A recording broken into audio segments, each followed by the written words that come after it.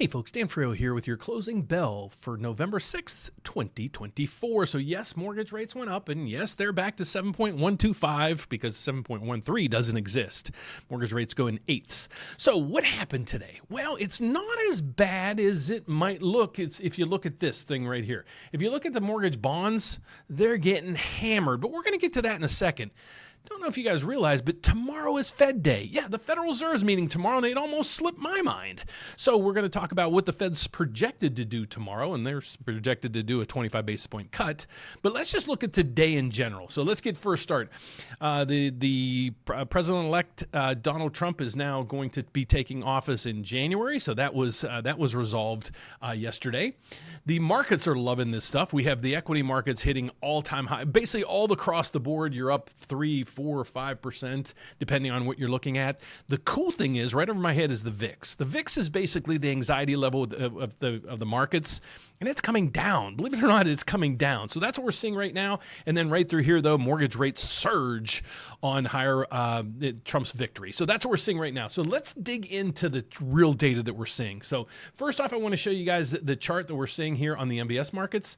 So this is, if you're new to my channel, what we follow here on the channel is the bond that trades on Wall Street, which right here, it's a mortgage bond. So this mortgage bond's yield is the biggest component of your mortgage rate. So that's why we follow this thing. Look at this chart. If this was a stock, what would you say the price of the stock should be? Exactly. Who knows? So if you look at this, it's all over the map. Here's a cool thing. This is a 5-day chart of the bonds, the mortgage bond. Okay, it's all over the board. Traders didn't even know what's going on. So I still don't think they really know what's going on. But let's go down to a 2-day trend. Here's what happened yesterday. The market opened, and it opened down because of Election Day. And then as people thought maybe the election results would be in their favor, I think that's what happened around noon. The market kind of took off. And again, how you follow this market right through here, or how you follow this bond, if the price of this bond goes up, which you're seeing right through here, this is going up, that means mortgage rates are coming down. It has a yin-yang effect. Okay, so that's what happened yesterday. It came out of the gate, it was down, and then it was up, up, up, and away. And then the election took place, and they announced that President-elect Trump will be taking office. How did the market open today? All the way back down here, basically right where we started yesterday. Okay, and then it started tanking from there. Then I'm like, okay, what's all the numbers going to look like? So then we started looking at ceilings and floors and other charting systems through here, and we're like, okay, it seems to be a bottom right down through here, and that's what I think we hit. So we hit a bottom here, we went through, hit a bottom here, and then when we went below it, I'm like, okay, that's not good news. And then from there, we started to tick up. So if you look at this just in general, where did we close today? Right here. Where did we open yesterday? Down here. So what does this tell us? Okay, if we're up, that means mortgage rates are a little bit lower than where they were yesterday. Okay, so that's what you're seeing through here. But when you look at this number, it's like, my goodness, this is crazy. But then if you expand out a little bit, not as bad as it looks. So that's what we're seeing right through there. So I do want to show you this interview. We're trying to figure out what the Federal Reserve's next move is based on the elections and all the other stuff. So let's take this interview. And this young man, Macaulay, he has an accent, and I have a Southern accent. I kind of don't know what his is. The guy's a genius, though. So they're interviewing him on here to try to figure out, based on the Trump presidency, how's that gonna overflow into the markets? What's the bond market gonna look like? What's the Fed gonna do? Instead of listening to me, let's just listen to the interview. My next guest says Powell is on a mission to get back to a terminal rate of 4% sooner than later, and will ease by a quarter point every meeting until we get there, which could be about 3, depending on how you count it. Okay, so I'm going to stop right there. Sorry, didn't mean to interrupt. Where we're trying to find out is what the net neutral rate is based on the Fed and whatever else. Because what they're going to do is, once they determine that, they're going to cut rates, their federal funds rate, all the way down to that. So right now what you have to understand is the federal funds rate is 4.75 to 5%. It's right over there. So this is kind of the economy at a glance. You can see that right through here. So this is telling us what the here. Let me pull this down so you can see the whole screen. Basically, what this is telling us right here is what the federal funds rate is today, 4.75 to 5. This is going to change tomorrow. What the PCE is, inflation gauge. This is the #1 inflation figure that the Federal Reserve monitors. So it's right now they want it started at 2. It was at 7, 8, 9% not too long ago. Now it's at 2.1. So right there. They expected the unemployment rate to spike to about 4.5, 4.6. It actually keeps coming down. So they're like, oh my goodness, it looks like the Federal Reserve's pulling off a soft landing because we even have GDP in the positive. So we have a good GDP number over there. We have an unemployment rate right here, which is good. You have the inflation, which is good. And then you have the federal funds rate over there. So let's get their take on where the federal funds rate is, or at least the neutral rate is, so we know how far the Federal Reserve is going to continue to cut. Let's take it away. McCulley is the former chief economist at PIMCO and currently an adjunct professor at Georgetown's McDonough School of Business. CNBC senior economics reporter Steve Leisman is with us as well. Paul, first to you, how does the overlay of these markets, the reaction to Trump and the election outcome, you think affect their decision making? I think it makes it more uncertain when we're getting out into 25, because the whole game out in 25 is figuring out what the terminal rate should be, which is another way of saying what is our star, where will they finish the easing process. But I look at that as a 25 exercise.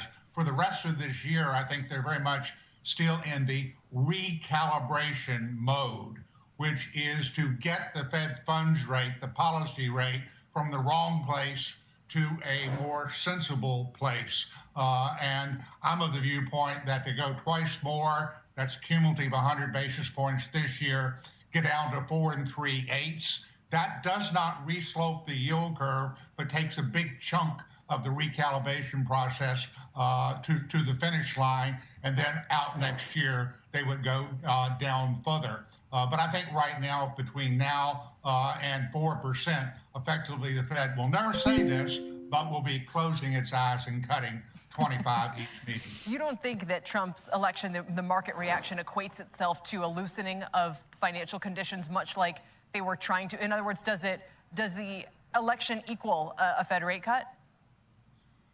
I don't think so. It depends on how you measure financial conditions, because normally you look at it as risk appetite from the standpoint of credit spreads and PE multiples and all of that on risk assets. And yes, it would be an easing from that perspective, but you also have to put in the level of long-term interest rates, which is obviously the other direction. True. So I don't think it obviates the need whatsoever for the Fed to normalize the yield curve.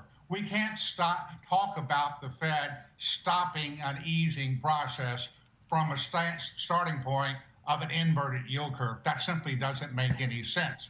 The issue is at what level are they going to reslope the curve, bringing short rates down relative to long rates. And I think 4 is sort of the axe number that we should be working with now. And Steve, we're around 4.8% right now. I do wish they'd go back to a single rate and not this range.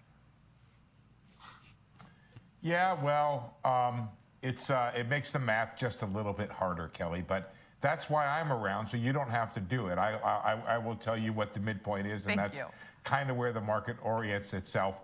But I think there's an interesting moment coming up. I agree with Paul on the rest of this year. I think they do another couple quarters here, bring it down 50, get down 100 basis points, and then kind of think about it.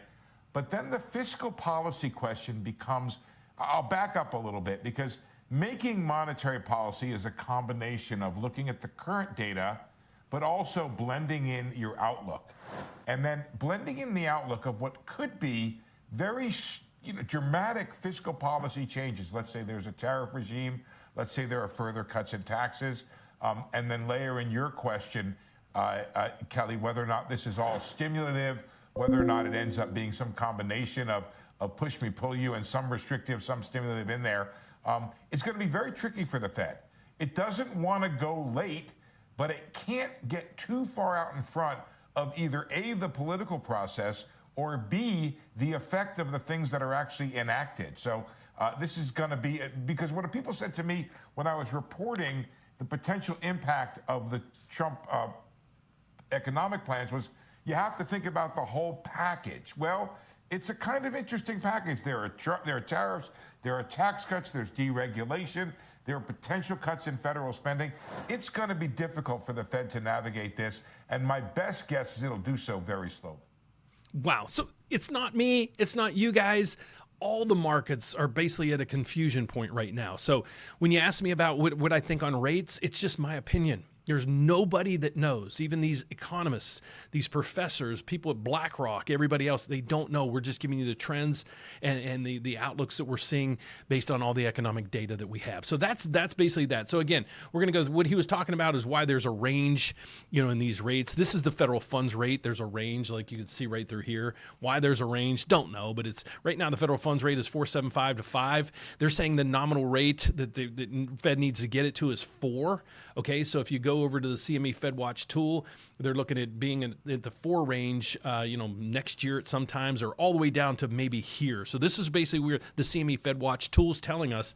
Now, this one used to go down all the way down through here, the 3.5 to 3.75 on the federal funds rate in the December meeting. That's been pulled off the table. So there's less rate cuts being expected.